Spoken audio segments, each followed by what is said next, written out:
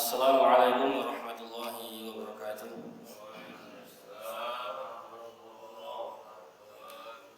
Alhamdulillahirabbil alamin wassalatu wassalamu ala nabiyyina Muhammadin wa ala alihi wa sahbihi ajma'in amma ba'd.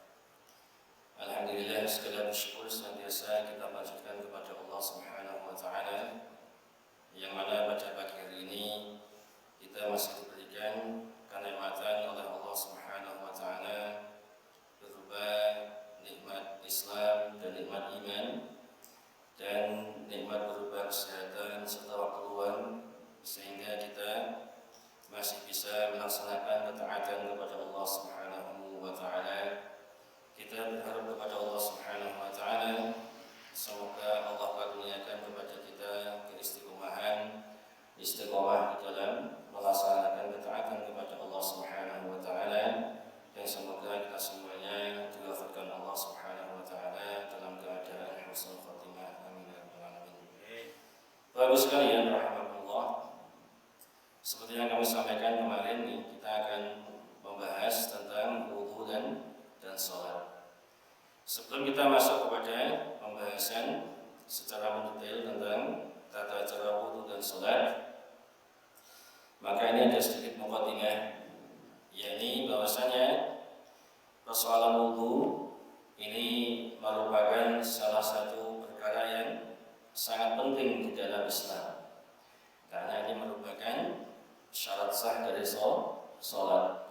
Maka kalau wudu seseorang yang tidak sah, maka otomatis sholatnya juga tidak sah. Maka ini sesuatu yang wajib kita ketahui dan wajib kita pelajari. Karena wudu yang tidak mengikuti tata cara Nabi Sallallahu Alaihi Wasallam, maka wudunya tidak sempurna. Bahkan bisa sampai mengakibatkan wudunya tidak sah.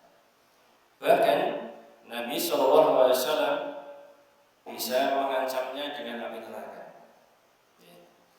Di antara contohnya adalah sabda Nabi Sallallahu Alaihi Wasallam. Beliau bersabda, "Wailun lil a'qabi minan nar." Celakalah tumit-tumit dari api neraka. Ini hadis sahih riwayat Bukhari dan Muslim. Ini ancaman beliau kepada siapa? Kepada orang yang tidak mencuci kakinya dengan sempurna. Jadi tumitnya tidak terkena air. Maka ini selain wudunya tidak sah, bahkan ini diancam oleh Nabi Sallallahu Alaihi Wasallam dengan api neraka. Maka Bapak sekalian, kita tidak boleh sembarangan berwudu. Betul-betul harus kita pelajari bagaimana cara wudu yang benar sesuai dengan tuntunan Nabi kita Muhammad Sallallahu Alaihi Wasallam. Yang pertama, tentang definisi wudu. Definisi wudu, Ibu sekalian rahimakumullah, secara bahasa wudu ini berasal dari kata al-wadha'ah yang berarti kebersihan dan kecerahan. Apabila dibaca dengan dhammah, al-wudu artinya adalah berwudu atau mengambil air untuk wudu. Apabila dibaca dengan fathah, al-wudu artinya adalah air untuk berwudu. Kemudian setelah definisi, menurut syariat, wudu ialah menggunakan air yang suci dan mensucikan. Jadi tidak sekedar air yang suci, tapi air yang bisa mensucikan. Nanti akan kita jelaskan. Contohnya air kopi, itu air suci atau tidak? Suci lah. Tapi tidak bisa digunakan untuk mensucikan, untuk wudu. Air teh, itu air suci, tapi tidak bisa digunakan untuk apa? Untuk berwudu, karena dia tidak bisa mensucikan. Ini maksudnya menggunakan air yang suci dan mensucikan untuk mencuci atau membasuh anggota badan tertentu yang telah diterangkan dan disyariatkan oleh Allah Subhanahu wa taala guna menghilangkan apa-apa yang menghalangi seseorang dari melaksanakan sholat dan ibadah-ibadah yang lainnya. Kemudian apa dalil-dalil di disyariatkannya wudu. Mungkin selama ini kita sudah sejak dari kecil berwudu, sudah terbiasa. Cuma terkadang kita belum mengetahui apa sih dalilnya syariat wudu. Maka yang pertama, dalil dari Al-Quran, dalil disyaratkannya wudu adalah surat Al-Maidah ayat 6. Ini adalah dalil disyaratkannya wudu. Allah Subhanahu wa taala berfirman, "Ya ayyuhalladzina amanu idza qumtum ila sholati faghsilu wujuhakum wa aydiyakum ila al-marafiq wamsahu bi ru'usikum wa arjulakum ila al-ka'bayn wa in kuntum junuban fatahharu wa in kuntum marda aw 'ala safarin aw jaa ahadun minkum min al-gha'id aw lamastumun nisa' falam tajidu ma'an fatayammamu sa'idan thayyiban famsahu biwujuhikum wa aydikum minhu ma yuridu Allahu liyaj'ala 'alaykum min jarahin walakin yuridu liyutahhirakum wa liyutimma ni'matahu 'alaykum la'allakum tashkurun." Wahai orang-orang yang beriman, apabila kamu hendak melaksanakan sholat, maka basuhlah wajahmu dan tanganmu sampai ke siku, dan sapulah kepalamu dan basuh kedua kakimu sampai ke kedua mata kaki. Jika kamu junub, maka mandilah, dan jika kamu sakit atau dalam perjalanan atau kembali dari tempat buang air atau WC, kampus dan semacamnya, atau menyentuh perempuan, maka jika kamu tidak memperoleh air, maka bertayamumlah. Ini juga dalil nama tayamum. Maka bertayamumlah dengan debu yang baik atau suci. Usaplah wajahmu dan tanganmu dengan debu itu. Allah tidak ingin menyulitkan kamu, tetapi Dia hendak membersihkan kamu dan menyempurnakan nikmat-Nya bagimu agar kamu bersyukur. Ini surat Al-Maidah ayat ke-6. Ini dalil dari Al-Quran tentang apa? Kemudian dalil-dalil dari as-sunnah, dari hadis Nabi SAW. Yang pertama dari sahabat Abu Hurairah radhiyallahu anhu, ia berkata, Rasulullah SAW bersabda, "La tuqbalu salatu ahadikum idza ahdatha hatta yatawadda." Tidak akan diterima salat salah seorang di antara kalian apabila ia berhadath hingga ia berwudu. Ini hadis sahih riwayat Bukhari dan Muslim. Kemudian dalil yang kedua dari sahabat Ibnu Umar radhiyallahu anhu, ia berkata, "Sungguh saya mendengar Rasulullah sallallahu alaihi wasallam bersabda, la tuqbalu salatun bi ghairi tuhur wala sadaqatun min ghulul." Aku tidak menerima salat yang dilakukan tanpa bersuci dan tidak menerima sedekah dari hasil penipuan atau khianat. Ini hadis sahih, hadis riwayat Imam Muslim. Kemudian yang ketiga dari sahabat Ibnu Abbas radhiyallahu anhu, ia berkata, Rasulullah sallallahu alaihi wasallam bersabda, "Innama umirtu bil wudu idza qumtu ila shalah." Sesungguhnya aku diperintah.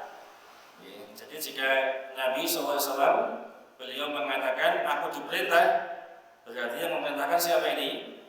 Allah Subhanahu wa ta'ala. Tapi jika sahabat yang mengatakan kami diperintah, maka yang memerintahkan siapa? Nabi Sallallahu Alaihi Wasallam.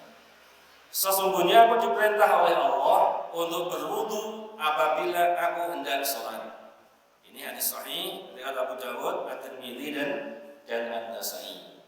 Kemudian dalil yang keempat dari sahabat Abu Sa'id Al-Khudri radhiyallahu anhu, ia berkata, Rasulullah sallallahu alaihi wasallam bersabda, "Miftahus salati tuhur wa tahrim wa takbir wa tahlil wa taslim."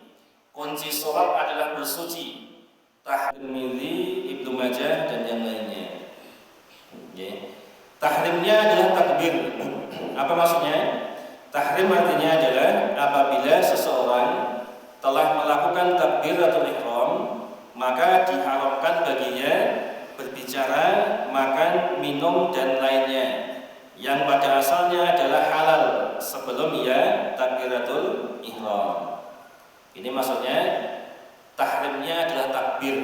Maksudnya yang mengharamkan dia dari melakukan hal-hal yang asalnya itu halal ketika dilaksanakan di luar sholat, seperti makan, minum, berbicara dan seterusnya. Tapi ketika sudah takbiratul ihram, maka dia diharamkan dari semuanya itu. Ini maksudnya tahrimnya adalah takbir dan tahlilnya adalah sholat. Tahlil artinya apa? Apabila seseorang telah mengucapkan salam di akhir sholatnya selesai, maka ia kembali halal melakukan apa saja yang sebelumnya tadi diharamkan. Maka setelah salam selesai sholatnya, maka dia halal kembali untuk apa? Makan, minum, berbicara, sudah bebas kembali. Ini maksudnya apa? Dan tahlilnya adalah salam. Ini juga nanti ini apa? Pengertian nanti sholat. Jadi sholat itu diawali dengan apa? Takbiratul ihram dan diakhiri dengan salam. Diakhiri salam atau diakhiri mengusap muka? Ya, kalau tahlilnya salam sekalian. Nanti akan kita bahas ya, ketika kita sampai salam ketika sholat. Jadi ketika salam, itu sudah selesai sholatnya. Tidak perlu apa? Diusap mukanya. Kemudian yang ketiga, dalil dari ijma, kesepakatan kaum muslimin. Dinukil dari Imam Ibnu Munzir rahimahullah taala, beliau wafat pada tahun 318 Hijriah. Beliau berkata, para ulama telah ijma atau bersepakat bahwa sholat yang dilakukan seseorang tanpa bersuci maka tidak sah jika ia mampu melakukannya. Akan tetapi jika ia tidak mampu, maka tadi apa? Dia boleh tayamum. Nanti kita jelaskan apa tentang tayamum juga sebagai pengganti wudu. Apa saja keadaan-keadaan dia dibolehkan untuk tayamum. Sehingga dia dibolehkan untuk tayamum. Jadi jangan juga sembarangan kita apa? Gampang alah tayamum gak apa-apa. Padahal kalau kita mencari air masih bisa, masih ada air, maka itu tidak boleh sekalian. Tidak boleh tayamum selama masih ada air. Selama kita masih mampu untuk menemukan air. Atau kita ada air tapi tidak mampu menggunakannya, maka ini dibolehkan. Seperti apa? Kita sakit parah misalnya habis korban kebakaran misalnya kulitnya melepuh semua. Ini kalau digunakan untuk wudu kena air maka bisa memudaratkan lukanya. Lukanya bisa tambah parah, nggak sembuh-sembuh. Maka meskipun ada air, dia dibolehkan untuk tayamum, karena dia tidak mampu untuk menggunakan air. Dan seterusnya nanti akan kita bahas ketika kita masuk tentang tayamum. Demikian sekalian, sedikit yang kami sampaikan tentang dalil-dalil disyaratkannya